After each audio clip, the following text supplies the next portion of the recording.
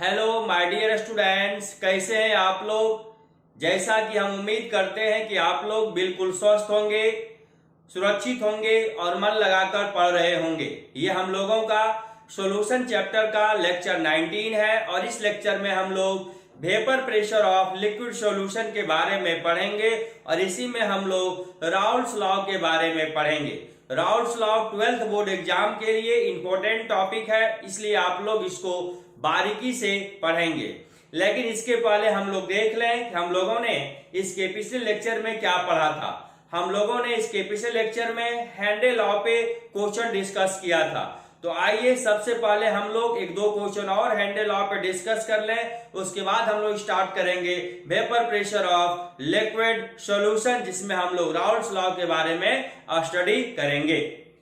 जैसा कि हम लोगों ने ये पढ़ा कि हेनरे लॉ के अकॉर्डिंग P बराबर के एच इंटू एक्स, जहां पे P आपका है partial vapour pressure of gas, K H है हेनरी कांस्टेंट, एक्स है आपका मोल फ्रैक्शन ऑफ गैस। इसी पे हम लोग छोटे एक दो क्वेश्चन और आज करेंगे, उसके बाद हम लोग पढ़ेंगे vapour pressure of liquid solution, जिसमें हम लोग राउल्ट्स लॉ डिस्कस करेंगे। तो क्वेश्चन है छोटे, ये क्वेश्चन एनसीईआरटी का है। क्वेश्चन कह रहा है the partial pressure of ethane over A solution containing 6.56 into 10⁻³ gram of ethane is 1 bar. If the solution contain 5 into 10⁻² gram of ethane, then what shall be the partial pressure of the gas? Question कह रहा है छोटे, आपका solute ethane है और solvent नहीं कुछ, तो हम लोग क्या ले लेंगे, वाटर। इथेन को वाटर में डिजोल्व कर दिया जाता है। जब इथेन का वेट है 6.56 into 10⁻³ ग्राम, तो इथेन का जो पार्शियल प्रेशर है 1 बार है। क्लियर है? कह रहा है क्वेश्चन में जब इथेन का वेट 5 into 10⁻² ग्राम हो जाए, तब इथेन का पार्शियल प्रेशर क्या होगा। क्लियर है? क्वेश्चन समझ गए? तो आइए हम लोग इस क्वेश्चन को हेनरी लॉ की मदद से सॉल्व करेंगे, क्योंकि पार्शियल प्रेशर की बात हो रही है और मास दे दिया है, तो उससे हम लोग मोल निकाल लेंगे। अब मोल फ्रैक्शन की मदद से जब मास 5 into 10⁻² ग्राम इथेन का होगा, तब उसका पार्शियल प्रेशर क्या होगा हम लोग फाइंड कर लेंगे। आइए तो क्वेश्चन के अकॉर्डिंग देखा जाए, अकॉर्डिंग टू क्वेश्चन सॉल्यूट है आपका इथेन C2H6, सॉल्वेंट है आपका वाटर। हम जानते हैं कि अकॉर्डिंग टू हेनरी लॉ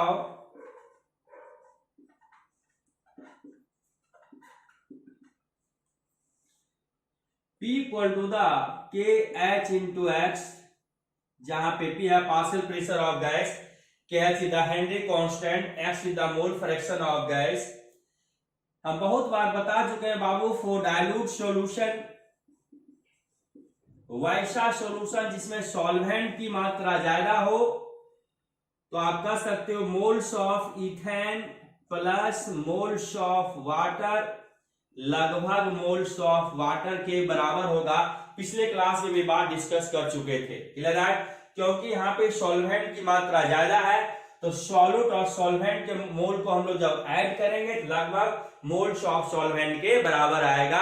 हम लोग पिछले क्लास जो हेनरी लॉ पे क्वेश्चन किए थे, उसमें इस बात को मैंने बहुत बार डिस्कस किया था आपके साथ। तो आइए, इसमें दो केस होगा छोटे। केस फर्स्ट, जब इथेन का मास है 6.56 into 10⁻³ ग्राम, तब उसका पार्शियल प्रेशर है 1 बार। तो आप partial pressure of ethane equal to the K H into mole fraction of ethane, K H into mole fraction of ethane. ध्यान देना छोटे, K H into mole fraction of ethane, ये इंटू का sign है, ये आपका मोल फ्रैक्शन है, तो के एच इंटू, अब बताओ मोल फ्रैक्शन ऑफ इथेन हो जाएगा मोल्स ऑफ इथेन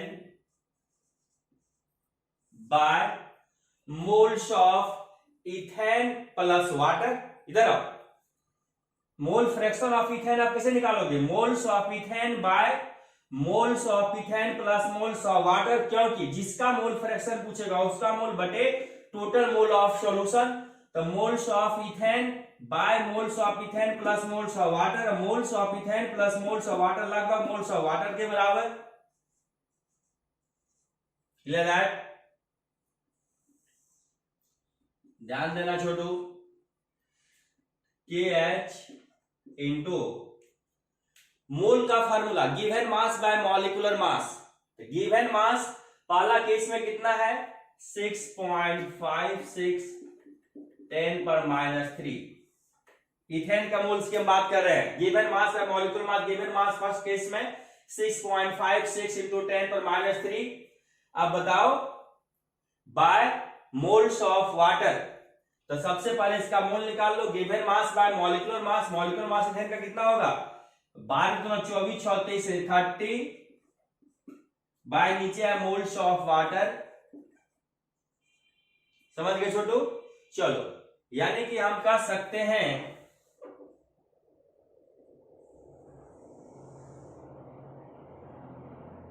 इसको अगर दी छोटे हम फर्स्ट केस में P1 मान लें, पार्शियल प्रेशर ऑफ इथेन को हम लोग P1 मान लिए फर्स्ट केस में।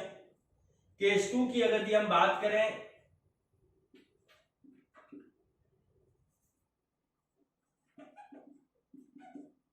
P1 का मतलब छोटू पार्शियल प्रेशर ऑफ इथेन किस कंडीशन में? जब इथेन का मास है 6.56 into 10⁻³ gram. Case 2 partial pressure of ethane को हम लोग P2 मान लेते हैं। दूसरा केस में कब? जब इथेन का मास होगा 5 इंटू 10⁻² ग्राम। तो KH into mole fraction of ethane,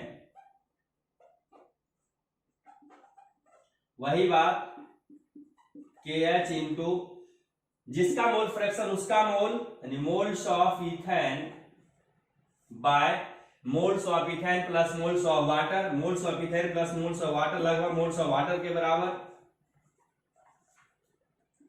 KH into अब बताओ इसका मास सेकेंड केस में कितना है? क्योंकि इसका मोल बराबर होगा given mass by molecular mass. Mass है 5 into 10⁻², molecular mass 30 into moles of water. इसको मान लो फर्स्ट, इसको मान लो सेकेंड। पार्शियल प्रेशर निकालना है आपको कब? जब इथेन का मास 5 इंटू 10⁻² ग्राम हो जाए। क्या आप कर सकते हो कि सर P2 बाय P1 कर दीजिए ताकि कैंसिल हो जाएगा, आराम से वैल्यू हमको प्राप्त हो जाएगा। तो आइए, now we operate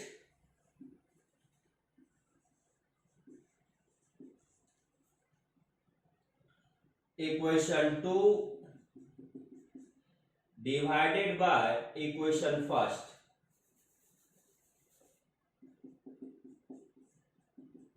we get, क्योंकि हमको P2 निकालना है। इधर आप लिख लिए होंगे छोटू, इसको मिटाते हैं हम आपको। आइए इधर P2 by P1 equal to the P2 आपका कितना है?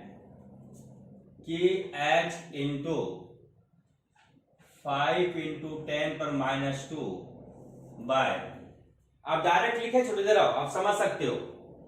इसको बाय ये करोगे KH कैंसिल हो जाएगा। 30 into mole of water, moles of water cancel हो जाएगा। बचेगा क्या? डायरेक्ट लिख रहे हैं, ध्यान देना।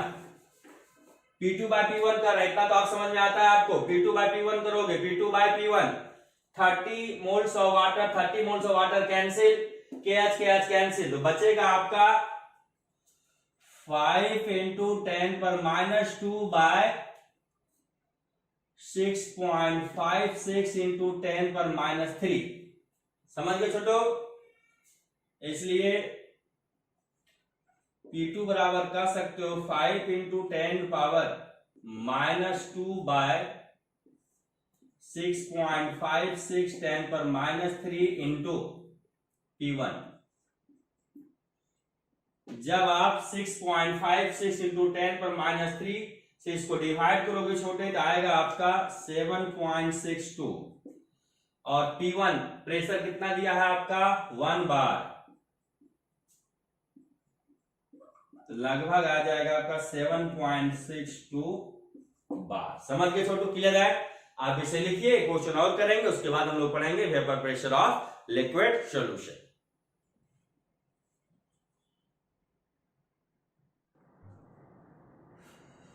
आइए बाबू एनसीईआरटी का एक क्वेश्चन और हम लोग कर ले। क्वेश्चन कह रहा है the air is a mixture of a number of gases, the major components are oxygen and nitrogen with approximate proportion of 20% oxygen and 79% by volume of nitrogen at 298 Kelvin. The water is in equilibrium with air at a pressure of 10 atm at 298 Kelvin. If the handle of constant for oxygen and nitrogen at 298 Kelvin are 3.30 into 10 power 7 mm of Hg and 6.51 into 10 power 7 mm of Hg respectively. Calculate the composition, ध्यान दीजिएगा, composition of these gases in water. जहां तक आप पढ़े हैं, according to handle of the partial vapour pressure of gas directly proportional to the its mole fraction in solution. The composition आपसे पूछा जा रहा है, तो आप उसका क्या निकाल दोगे? मोल फ्रैक्शन, यानी कि हमको निकालना है mole fraction of oxygen gas and mole fraction of nitrogen gas. Clear that? तो आइए मेरे बच्चों ध्यान दीजिएगा, क्वेश्चन कर रहा है कि एयर जो है बहुत सारे गैस का मिक्सचर है।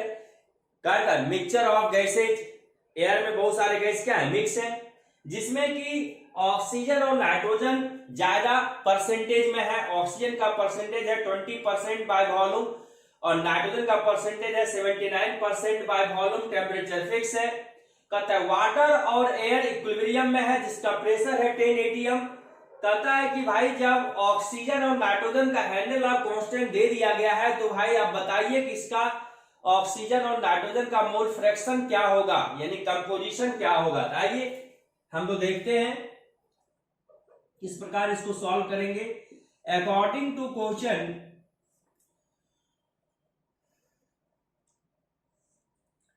जहां तक आप जानते हैं कि क्वेश्चन के अकॉर्डिंग जो दिया गया है कि एयर कंटेन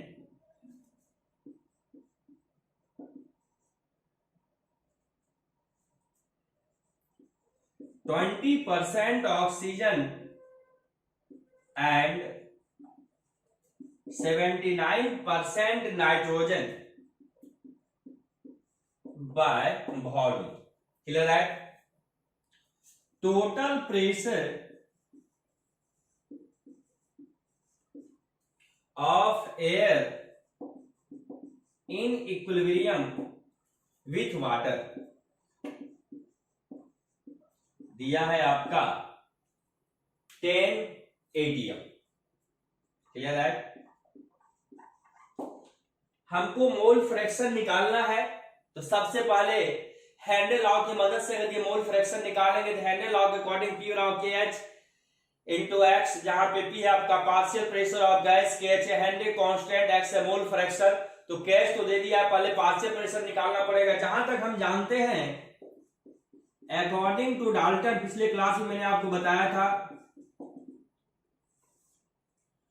पार्शियल प्रेशर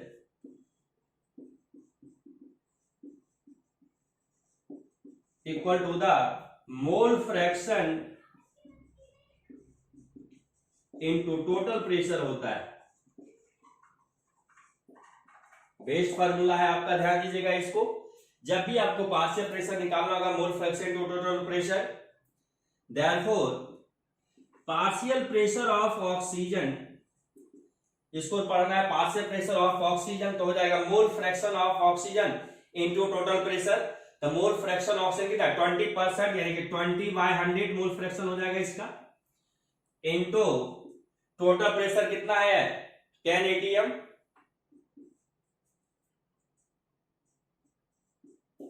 तो आ गया 2 atm। Handle constant mm of Hg में है, तो atm को आप mm ऑफ Hg में कन्वर्ट कर दीजिए। 2 into 760 equal to the 1520 mm of Hg। क्यों? क्योंकि मैंने पढ़ाया था आपको बाबू 1 atm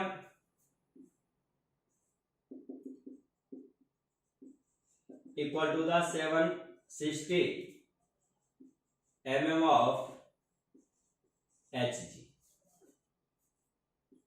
समझ गए बाबू? आप पढ़े हैं मूल कंसेप्ट में। पार्शियल प्रेशर ऑफ ऑक्सीजन निकल गया, लगे हाथ आप पार्शियल प्रेशर ऑफ नाइट्रोजन निकाल लीजिए। Pn2 partial pressure of nitrogen, mole fraction to total pressure कितना है 79%, तो फ्रैक्शन हो जाएगा इसका, मोल फ्रैक्शन हो जाएगा 79/100 इंटू टोटल प्रेशर 10 आएगा छोटो 7.9 atm mm ऑफ Hg में कन्वर्ट कर दीजिए, क्योंकि इसका भी KH का वैल्यू mm ऑफ Hg में है। तो 7.9 into 760 equal to the 6004 mm of Hg। तो मुझे पार्शियल प्रेशर निकल गया और मोल फ्रैक्शन मुझे निकालना है, KH दे दिया, आराम से निकल जाएगा। तो छोटे आप इसको लिख लिया, अब इसको मिटाते हैं, ध्यान दीजिएगा। Clear that? Using Henry law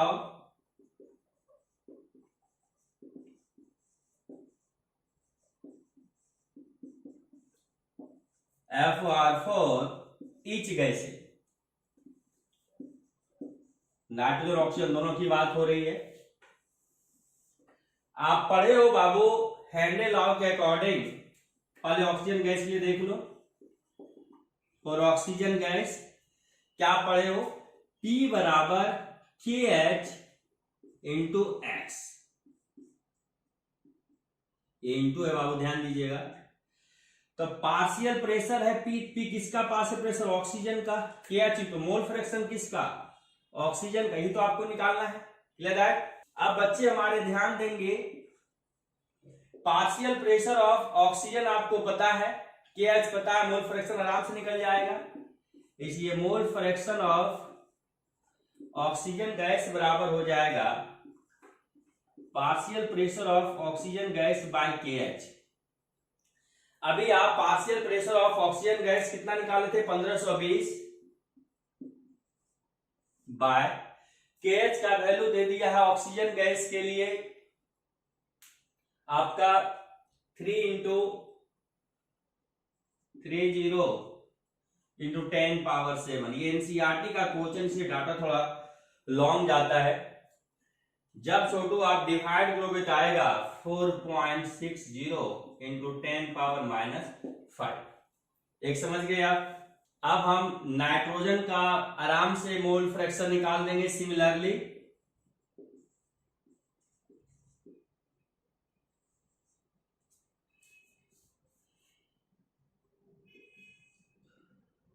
for nitrogen gas,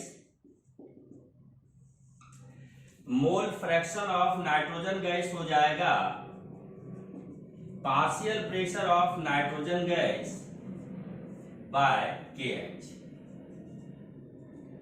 तो आप मुझे ये बताइए,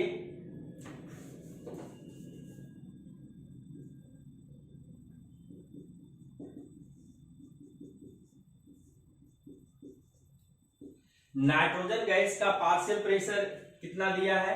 कितना हम निकाले थे? अभी कुछ देर पहले निकाले थे। कितना बोलो? 6004। KH का वैल्यू है 6.51 इंटू 10⁻7। जब इसको आप डिवाइड करोगे छोटू आएगा 9.22 इंटू 10⁻⁵। तो मैं समझ सकता हूं कि आप इस टाइप का कोई भी क्वेश्चन होगा तो आप बना देंगे। तो अब हम लोग डिस्कस करेंगे राउल्ट्स लॉ, यानी vapour pressure of liquid solution. आप इसे लिख लीजिए।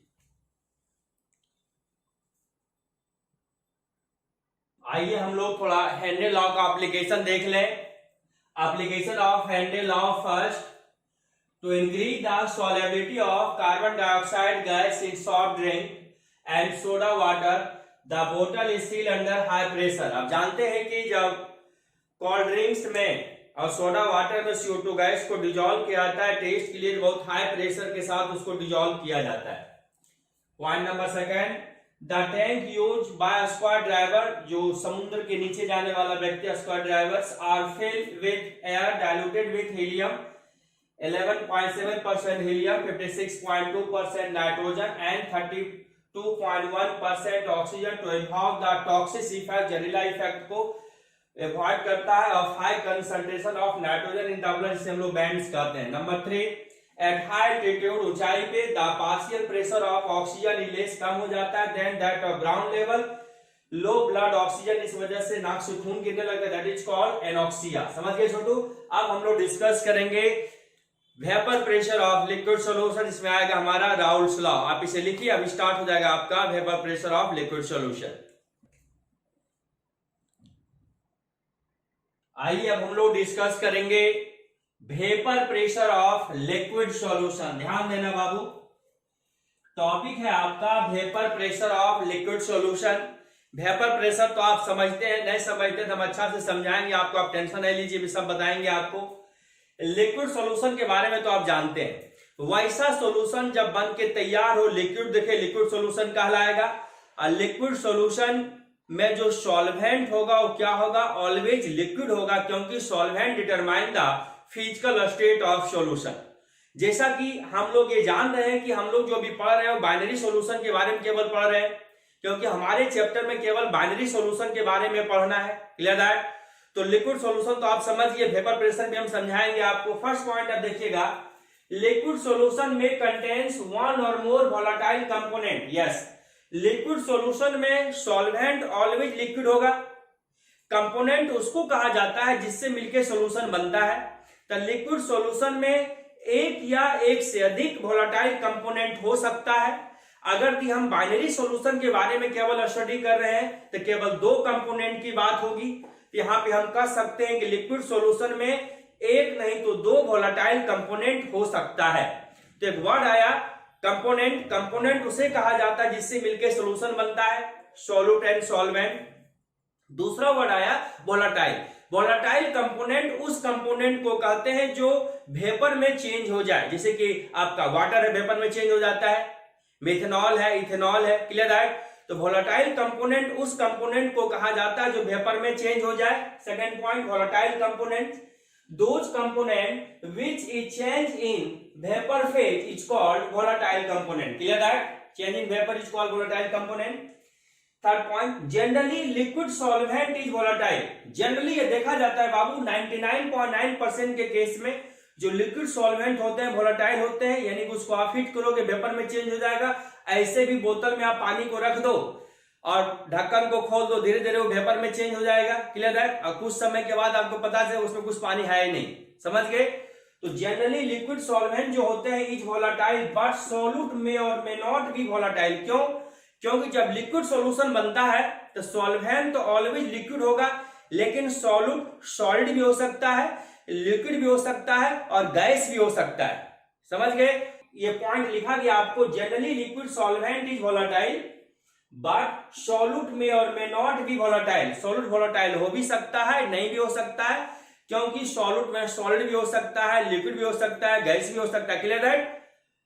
When solute is dissolved in liquid solvent, जब हम solute को liquid solvent में dissolve करेंगे, to make a solution of two possibility arises, जब solution बनेगा उस कंडीशन में दो possibility arise होगा। पहला possibility क्या होगा? When solute is volatile, जब solute volatile हो तो हम पढ़ेंगे इसी में vapor pressure of liquid in liquid solution। इसमें क्या टॉपिक पढ़ा जाएगा हम लोगों का? Vapour pressure of liquid and liquid solution. Liquid आपका वोलेटाइल सॉल्यूट है और यहाँ पे लिक्विड आपका वोलेटाइल सॉल्वेंट है, यानी कि सॉल्यूट आपका लिक्विड है, सॉल्वेंट भी लिक्विड है। तो टॉपिक हो जाएगा हम लोगों का vapour pressure of liquid in liquid solution. यहाँ पे सॉल्यूट आपका volatile liquid, solvent volatile liquid. Second case क्या राइज होगा? When solute is non volatile, क्योंकि हम लोग सॉल्वेंट को जनरली क्या मान लिए? वोलेटाइल है। यहाँ पे मैंने लिखा है जनरली हम सॉल्वेंट को वोलेटाइल लेके चल रहे हैं, तो खेला मेला सॉल्यूट पे देखा जाएगा, केवल किसमें देखा जाएगा? Solute. Point note it, generally liquid solvent is volatile. Solvent को हम ऑलरेडी वोलेटाइल मान लिए हैं। तो दो केस यहां पे राइज हुआ था, कब? जब आप when solute is dissolve in liquid solvent, जब सॉल्यूट को आप लिक्विड सॉल्वेंट में डिजॉल्व किए थे, टू मेक ए सॉल्यूशन और टू पॉसिबिलिटी अराइज, दो पॉसिबिलिटी अराइज हुआ था। पहला चीज ध्यान देना कि हम लोग लिक्विड सॉल्वेंट को वोलेटाइल ऑलरेडी मान चुके हैं। पहला case when solute is volatile, जब सॉल्यूट वोलेटाइल हो तब हम लोग पढ़ेंगे vapour pressure of liquid in liquid solution. यहाँ पे लिक्विड आपका सॉल्वेंट है, वोलेटाइल सॉल्वेंट, यहाँ पे सॉल्यूट भी लिक्विड है, volatile solute. Second case rise होगा when solute is non volatile, क्योंकि सॉल्वेंट ऑलरेडी हम लोग वोलेटाइल माने हुए हैं। तो vapour pressure of solid in liquid solution, क्या टॉपिक हम लोग पढ़ेंगे, vapour pressure of solid in liquid solution. यहाँ पे सॉलिड जो आपका है नॉन वोलेटाइल सॉल्यूट है और लिक्विड जो है आपका वोलेटाइल सॉल्वेंट। तो अब हम लोग डिस्कस करेंगे छोटे, first vapour pressure of liquid in liquid solution. Clear है? इसे लिख लीजिए, हम लोग स्टार्ट करेंगे vapour pressure of liquid in liquid solution. लिखा जाए इसको।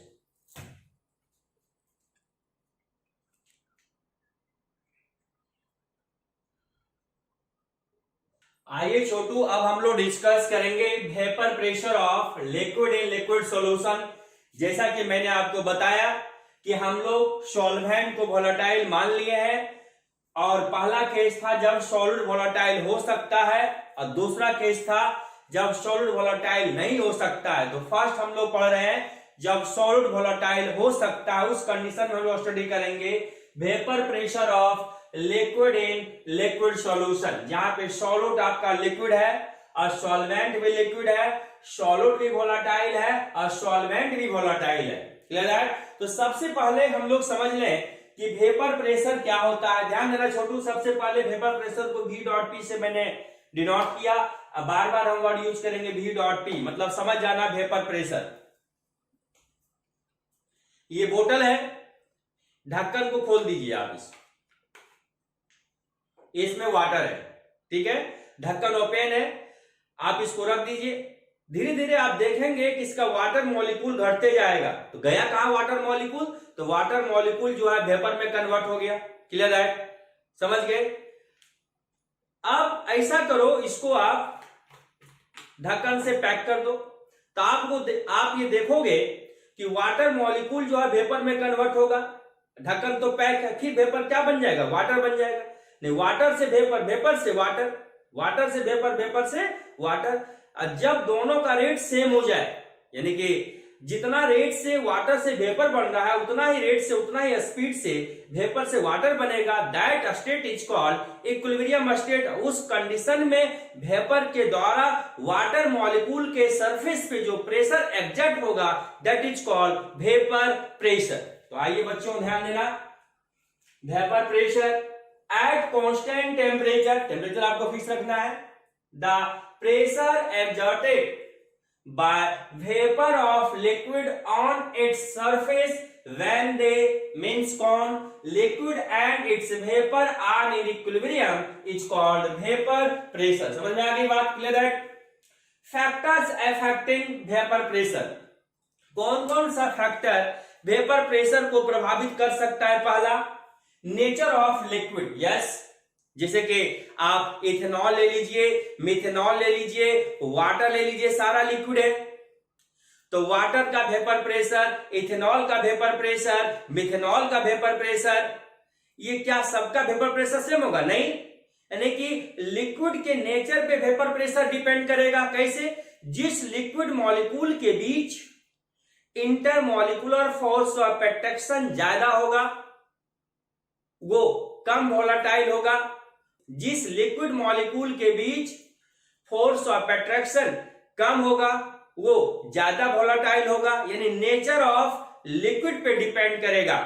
क्लियर है? यानी कि कहा जाए जिस लिक्विड का बॉइलिंग पॉइंट ज्यादा होगा उसका वेपर प्रेशर कम होगा और जिसका बॉइलिंग पॉइंट कम होगा उसका वेपर प्रेशर ज्यादा होगा। अभी आप लिक्विड को हीट करोगे उसका मॉलिक्यूल वेपर में कन्वर्ट होगा, तो जिसका बॉइलिंग पॉइंट कम उसका वेपर प्रेशर ज्यादा और जिसका बॉइलिंग पॉइंट ज्यादा उसका वेपर प्रेशर कम। दूसरा समझो, जिस लिक्विड मॉलिक्यूल के बीच intermolecular force of attraction maximum होगा उसका वेपर प्रेशर कम होगा और जिस लिक्विड मॉलिक्यूल के बीच इंटरमॉलिक्यूलर फोर्स ऑफ अट्रैक्शन कम होगा, उसका वेपर प्रेशर ज्यादा होगा। समझ गए छोटू, क्लियर है। दूसरा है टेम्परेचर, टेम्परेचर बढ़ाओगे वेपर प्रेशर भी बढ़ेगा, स्वाभाविक है, आप जानते हो टेम्परेचर बढ़ेगा वेपर प्रेशर भी बढ़ेगा। Consider a binary solution of volatile liquid, जैसा कि मैंने आपसे कहा कि हमारे सिलेबस में बाइनरी सॉल्यूशन के बारे में पढ़ना है, तो मैंने अभी जो दो कंपोनेंट लिया वो दोनों कंपोनेंट लिक्विड है, क्योंकि हम लोग का टॉपिक है vapour pressure of liquid in liquid solution. तो मैंने माना बाबू consider a binary solution having two components of volatile liquids, यानी कि लिक्विड्स कहने का मतलब यह है कि दोनों कंपोनेंट जो है लिक्विड है और दोनों कंपोनेंट क्या है, वोलेटाइल है। इसका मतलब सॉल्यूट एंड सॉल्वेंट दोनों यहाँ पे वेपर में चेंज हो रहा है। मैंने सॉल्यूट को माना ए और सॉल्वेंट को माना बी। हम लोग जब सॉल्यूशन चैप्टर जब स्टार्ट किए थे उसी समय से सॉल्यूट को ए मानते आ रहे हैं और सॉल्वेंट को बी मानते आ रहे हैं। जहां पे सॉल्यूट आपका वोलेटाइल है, सॉल्वेंट भी वोलेटाइल है। क्लियर है। Let total vapour pressure of solution. अब बताओ सॉल्यूशन में दो कंपोनेंट है ए एंड बी। अगर the total vapour pressure of solution की बात होगी तब vapour pressure of A plus vapour pressure of B equal to the vapour pressure of solution. तो इंडिविजुअल प्रेशर को हम लोग पार्शियल प्रेशर कहते हैं छोटू, जैसा कि मैंने आपको बताया individual pressure of each component in solution is called partial pressure. अगर दिया बाइनरी सॉल्यूशन है, इसमें दो कंपोनेंट है, तो ए का प्रेशर को हम लोग पार्शियल प्रेशर ऑफ ए कहेंगे और बी के प्रेशर को हम लोग पार्शियल प्रेशर ऑफ बी कहेंगे। तो let partial vapour pressure of solute PA, partial vapour pressure of solvent PB. A आपका सॉल्यूट है, बी आपका सॉल्वेंट है। Mole fraction of solute in liquid phase, ध्यान देना point noted, in liquid phase mole fraction of solute in liquid phase XA, a mole fraction of solvent in liquid phase XB.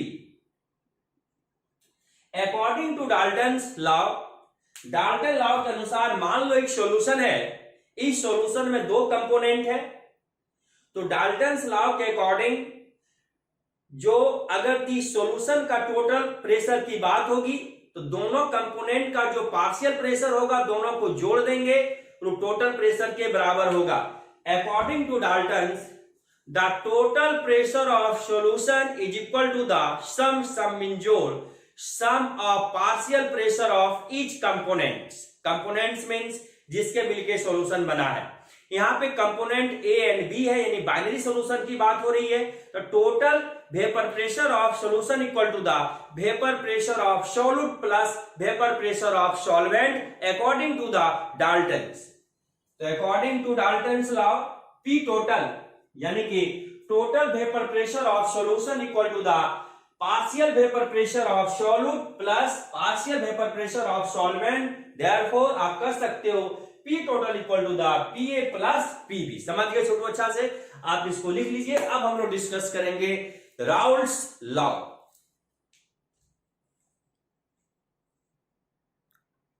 अभी हम लोग जो पढ़ रहे हैं छोटो vapour pressure of liquid in liquid solution, यानी कि सॉल्वेंट आपका लिक्विड है और सॉल्यूट भी आपका लिक्विड है और सॉल्वेंट भी वोलेटाइल है और सॉल्यूट भी वोलेटाइल है। क्योंकि ऑलरेडी हम लोग सॉल्वेंट को वोलेटाइल मान चुके हैं, तो फर्स्ट केस हम लोग पढ़ रहे हैं जब सॉल्यूट वोलेटाइल हो, यानी कि vapour pressure of liquid in liquid solution, जिसमें क्या है हम लोगों का Raoult's law. Raoult's law 12th board के लिए इंपॉर्टेंट है, इसलिए मैंने यहाँ पे 12th मेंशन किया। मैंने आपसे कहा था जो जो क्वेश्चन बोर्ड में आएंगे उसको हम मेंशन करेंगे। राउल्ट्स लॉ के according at constant temperature the partial vapor pressure of each component in a solution is directly proportional to the its mole fraction। समझ गए? यानी कि मान लो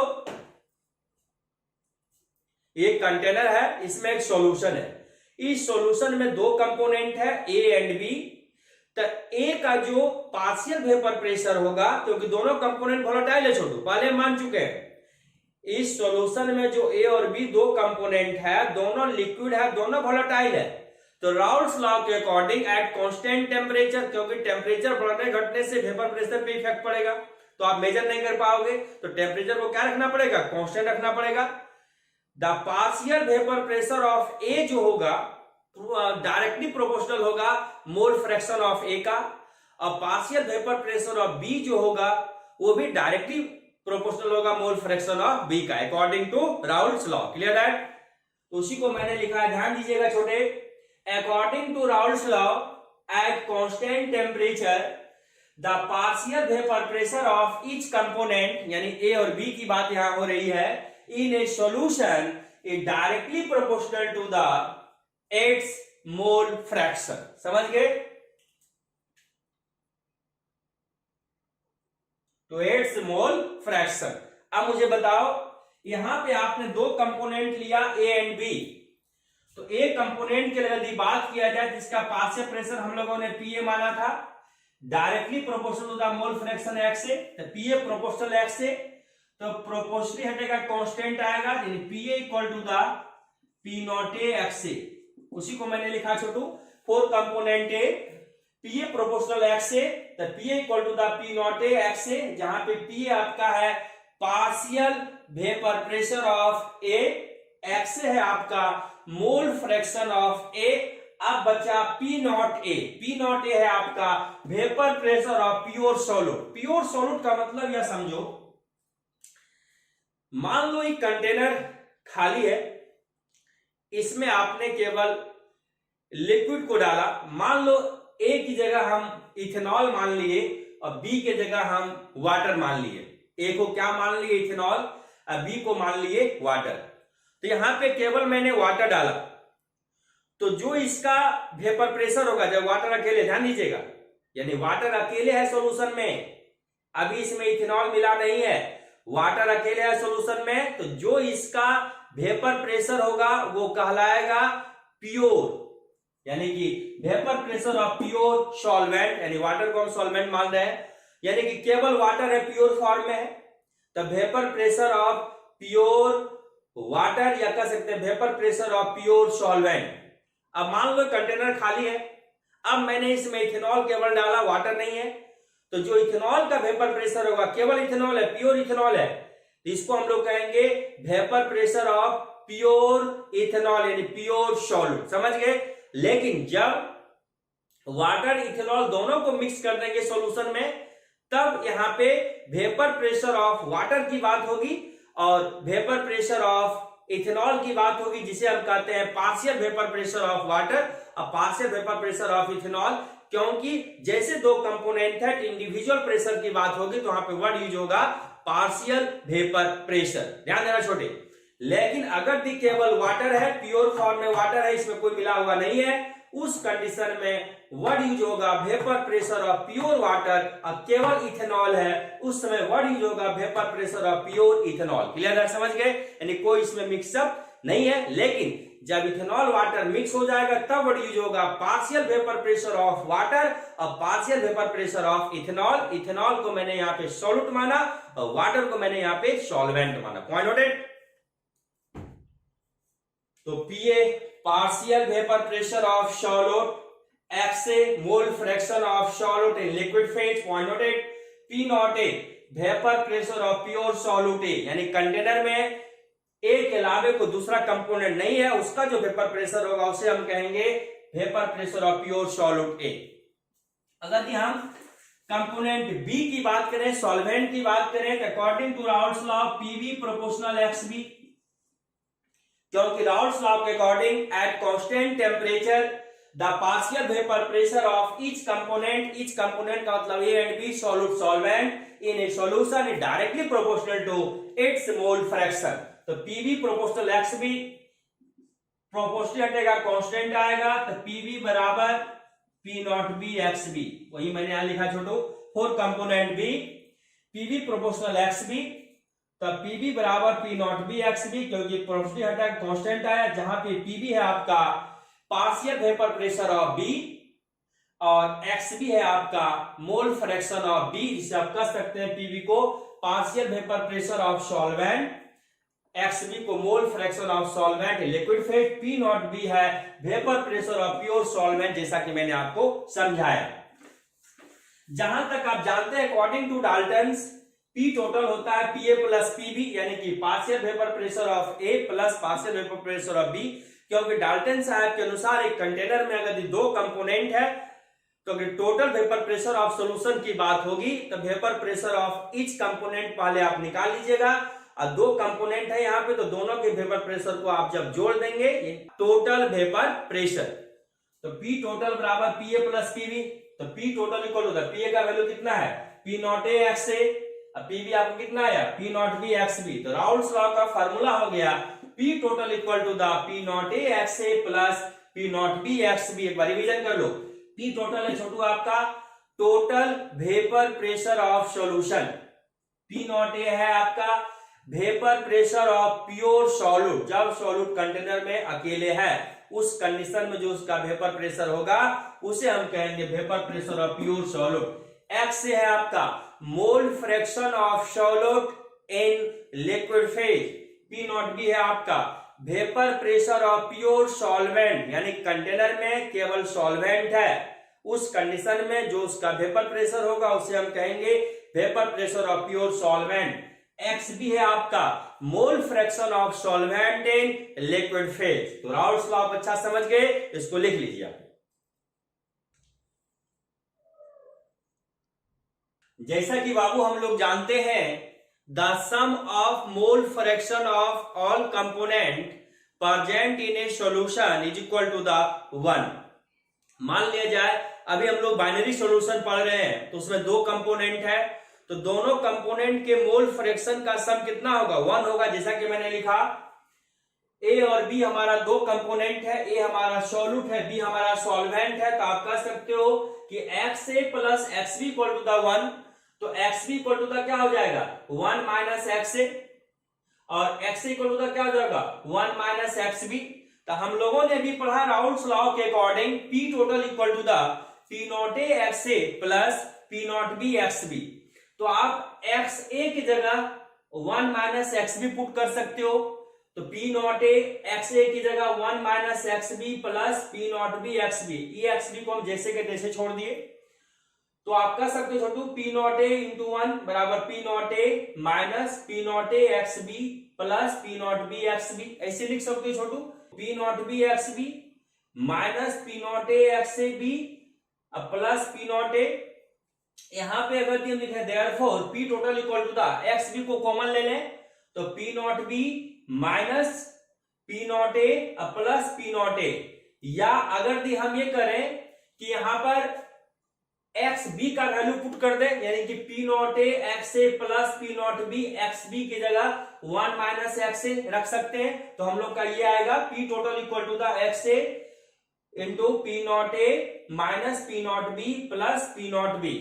इसका मतलब क्या हुआ, अगर हमको total vapour pressure of solution निकालना है तो यहाँ पे केवल मोल फ्रैक्शन ऑफ सॉल्वेंट है बस, और यहाँ पर केवल मोल फ्रैक्शन ऑफ सॉल्यूट है, यानी कि दोनों के मोल फ्रैक्शन से हमको मतलब नहीं है, किसी एक भी कंपोनेंट का अगर मोल फ्रैक्शन मुझे पता है तो हम आराम से total vapour pressure of solution को क्या करेंगे कैलकुलेट कर देंगे। It means that the total vapour pressure of solution can be calculated from mole fraction of any one component. Clear है, समझ गए छोटू। अब इसको ध्यान देना है, इन वेपर फेज की बात करें, अभी तक हम लोग XA equal to the mole fraction of solute in liquid phase की बात किए थे, और XB equal to the mole fraction of solvent in liquid phase की बात किए थे। अब हम वेपर फेज में ले रहे हैं, ध्यान दीजिएगा। According to Dalton's law partial pressure of gas होता है mole fraction of gas into total pressure of gas. पिछले क्लास में बात डिस्कस किए थे, आज भी जब हम लोग हेनरी लॉ का क्वेश्चन डिस्कस करे थे, फॉर्मूला मैंने आपको बताया था partial pressure of gas equal to the mole fraction of gas into total pressure of the gas. समझ गए, इधर आओ। तो पार्शियल प्रेशर ऑफ गैस यानी कि ए और बी, यहाँ पे दो कंपोनेंट है वेपर फेज में हम ले रहे हैं, तो PA equal to the mole fraction XA, यहाँ पे डैश लिए हैं XA डैश, ताकि आप कंफ्यूज नहीं करें, क्योंकि जब लिक्विड फेज में हम लोग मोल फ्रैक्शन लिए थे तो XA लिए थे सॉल्यूट का, और एक्स बी लिए थे सॉल्वेंट का, तो यहाँ पे एक्स ए डैश लिया और एक्स बी डैश, तो पार्शियल प्रेशर होता है PA equal to the mole fraction X A dash into P total, total pressure of gas. Therefore X A dash बराबर हो जाएगा PA by P total. Clear है? X A है आपका mole fraction of solute in vapour phase, हम लिख देंगे आपको, and PB equal to the, हम बी के लिए बात कर रहे हैं, दूसरा component PB equal to the vapour phase में, ध्यान दीजिए, PB equal to the mole fraction of B, जिसको एक्स डैश बी हमने कहा, इनटू पी टोटल। तो एक्स डैश बी यानी mole fraction of B equal to the हो जाएगा पीबी बाय पी टोटल, जहां पे एक्स डैश बी है आपका mole fraction of solvent in vapour phase. आइए इधर आप लिख लिए होंगे छोटू,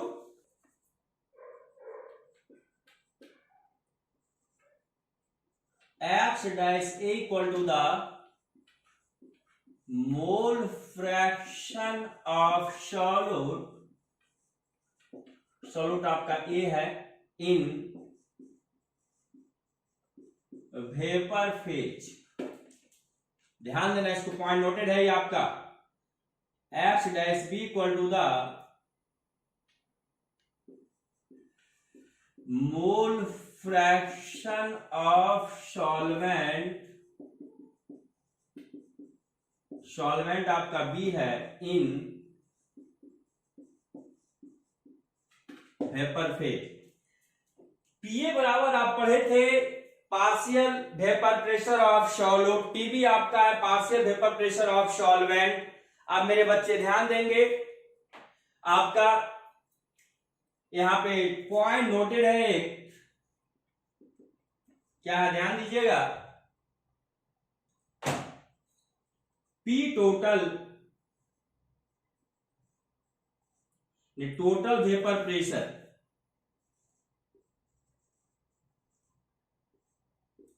in liquid phase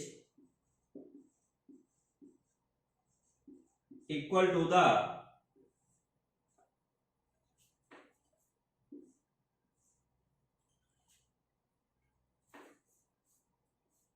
P total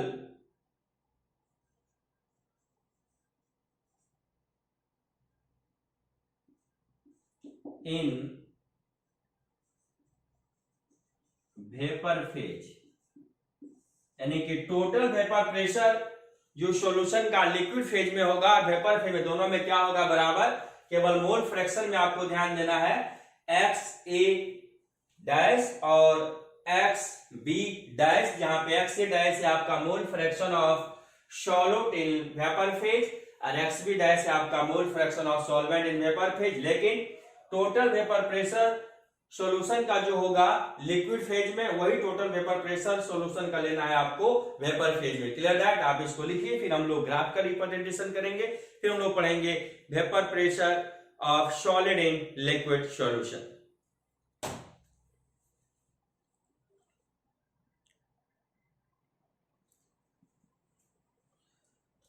अभी हम लोगों ने ये पढ़ा छोटू राउल्स लॉ के according, P A equal to the P not A X A और P B equal to the P not B X B, जहां पे पी है आपका partial vapour pressure of solute, P B है आपका partial vapour pressure of solvent, P not A है आपका vapour pressure of pure solute, P not B है आपका vapour pressure of pure solvent, X A the mole fraction of solute in liquid phase, X B equal to the mole fraction of solvent in liquid phase. तो ये जो equation है आएगा y बराबर mx plus सी, ये भी आएगा y बराबर mx plus in equation of a straight line, जब हम इसका ग्राफ प्लॉट करेंगे। तो मैंने x एक्सिस पे मोल फ्रैक्शन लिया, y एक्सिस पे आपका जो है सो वेपर प्रेशर है, ये वेपर प्रेशर यहां पे हम लोग दोनों y एक्सिस पे वेपर प्रेशर लिए, ध्यान दीजिएगा बाबू।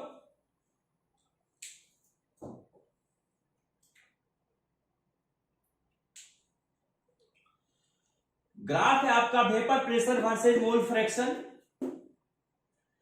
यहां पे मोल फ्रैक्शन मैंने ए का लिया 1, तो बी का क्या आ जाएगा 0, क्यों? The sum of mole fraction of all component present in solution is equal to the 1। तो x से 1 है तो x भी 0, यहां पे मैंने x भी 1 लिया तो x से क्या हो जाएगा 0। ध्यान देना, अब आपको vapour pressure versus mole fraction graph plot करना है। पहले ए का देख लीजिए आप, यहाँ पे XA का 0 है, यहाँ पे XA का 1 है, यानी सॉल्यूशन में देखा जाए अगर ये XA 1 है, सॉल्यूशन में देखा जाए तो केवल एक ही कंपोनेंट है यानी A केवल, तो उसका प्योर वेपर प्रेशर की बात करेंगे यानी कि P नॉट A।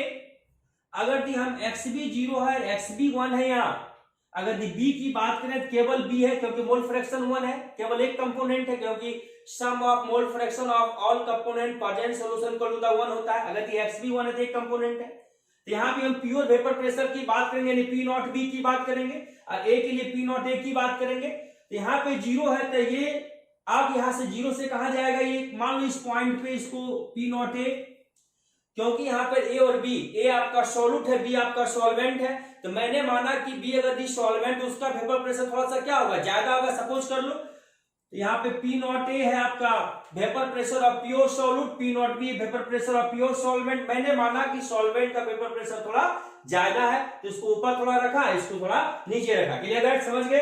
अब देखो 0 से 1 तो P नॉट A केवल सॉल्यूट है, यहाँ पर ये होगा आपका equation of a straight line.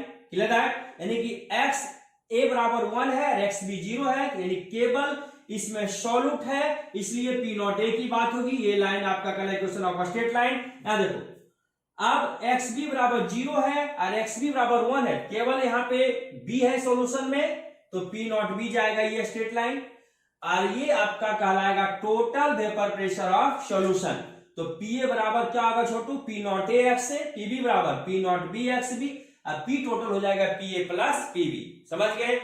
एक बार और सीख लो, अगर x से 0 है यहाँ तो x से 1 यानी सॉल्यूशन में एक ही कंपोनेंट है, P नॉट A की बात करेंगे। x भी 0 है और x भी 1, सॉल्यूशन में एक ही कंपोनेंट B, तो P नॉट B की बात करेंगे। तो ये स्ट्रेट लाइन, ये भी स्ट्रेट लाइन, निकालेगा आपका P total by PA plus PB, और ये आपका जो लाइन होगा straight line P not A x से, और ये आपका होगा P not B x B। Graph है आपका vapour pressure versus mole fraction. समझ गए छोटू।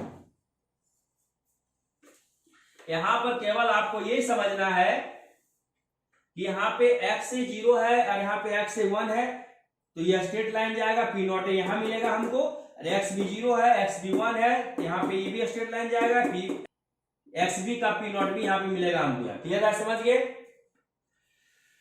सेकेंड अब हम लोग डिस्कस करेंगे vapour pressure of solid in liquid solution. अभी हम लोग पढ़ रहे थे vapour pressure of liquid in liquid solution. Case first था, केस फर्स्ट क्या था कि जब सॉल्यूट और सॉल्वेंट दोनों वोलेटाइल हो। केस सेकेंड क्या है, जब सॉल्यूट वोलेटाइल नहीं हो। तो हम लोग डिस्कस करेंगे vapour pressure of solid in liquid solution. Let a liquid solution of two components in which solute is non volatile and solvent is volatile। हमने माना एक बाइनरी सॉल्यूशन है जिसमें दो कंपोनेंट है, जिसमें कि A और B जो कंपोनेंट है, A आपका नॉन वोलेटाइल है, B आपका वोलेटाइल है, A आपका सॉल्यूट है, B आपका सॉल्वेंट है। A is the non volatile solid, B आपका वोलेटाइल लिक्विड, A आपका सॉल्यूट, B आपका सॉल्वेंट।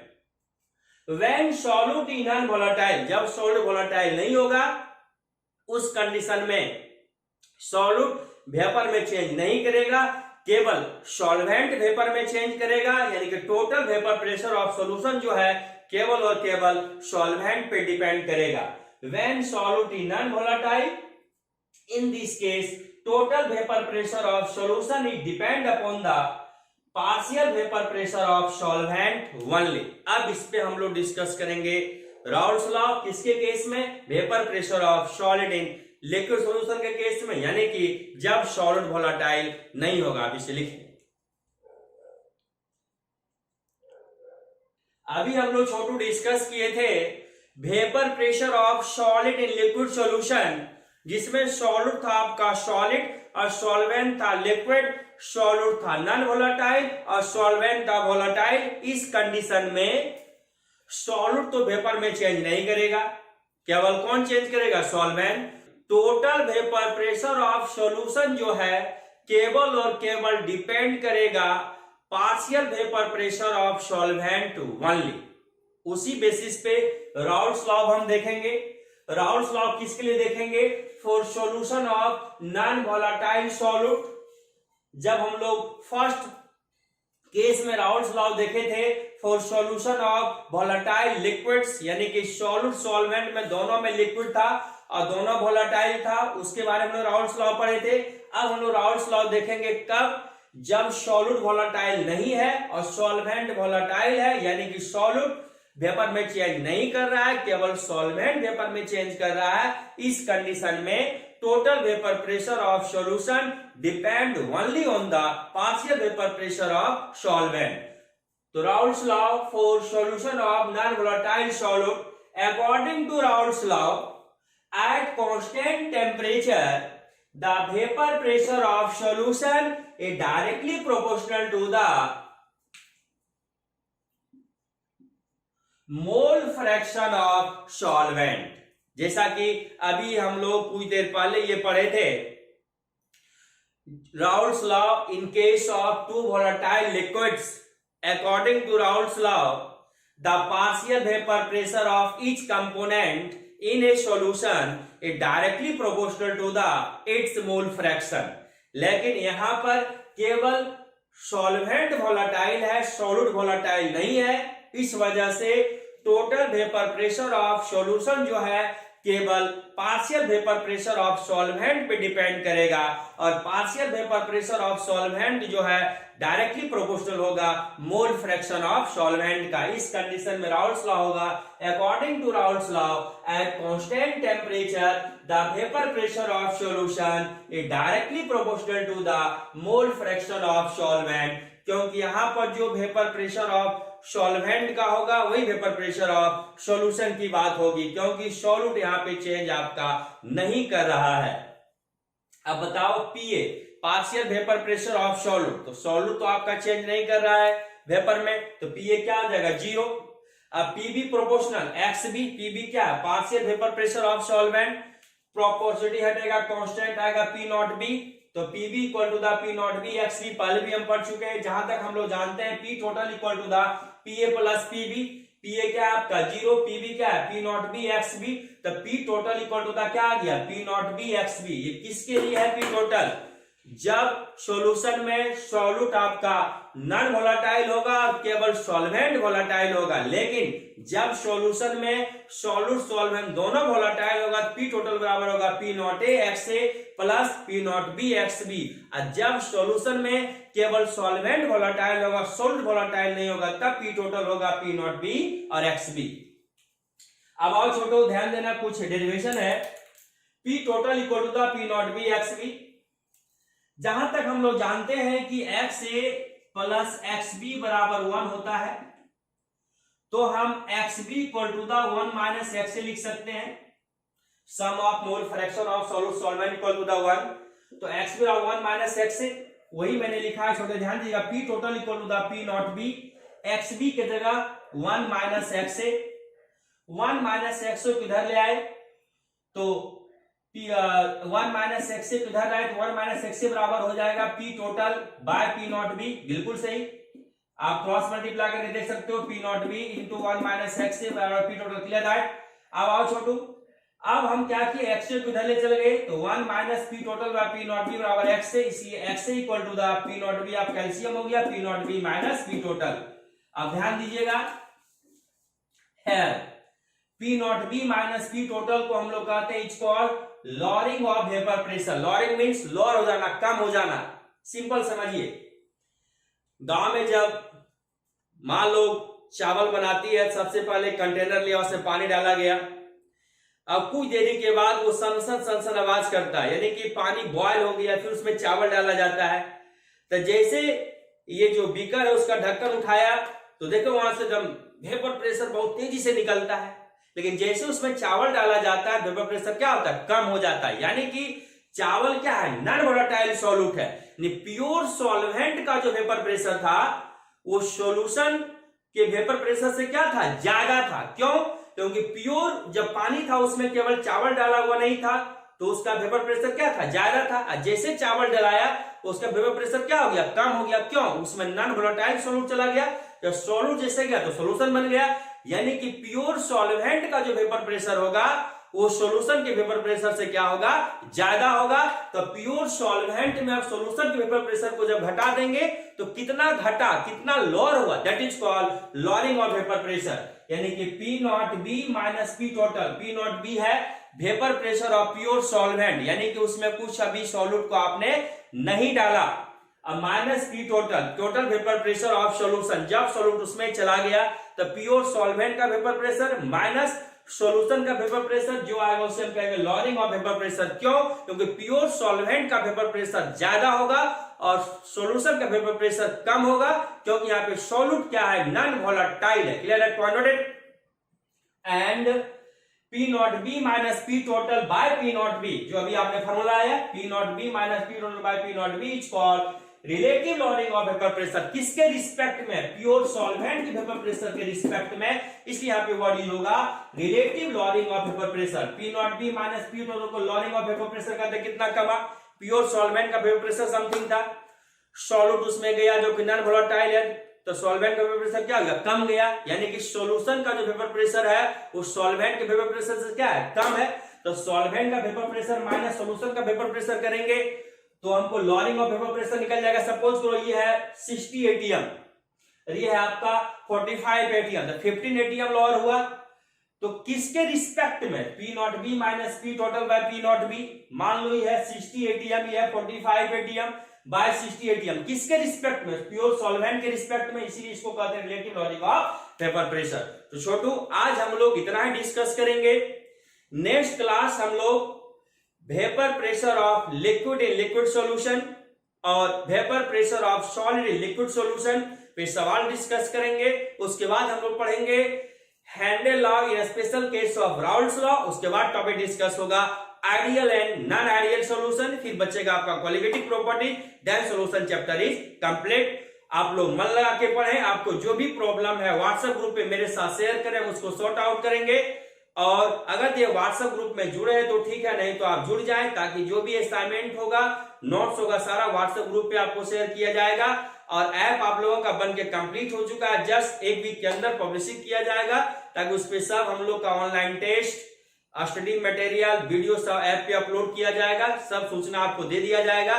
फिर हम लोगों का सिस्टमैटिक वे में पढ़ाई स्टार्ट हो जाएगा। Okay, thank you.